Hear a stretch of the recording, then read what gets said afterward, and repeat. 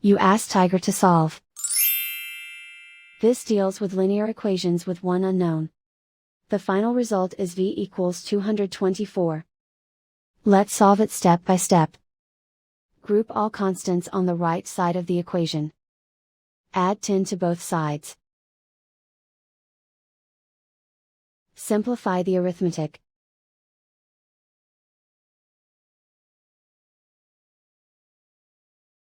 Isolate the v. Multiply both sides by 8. Group like terms. Multiply the coefficients.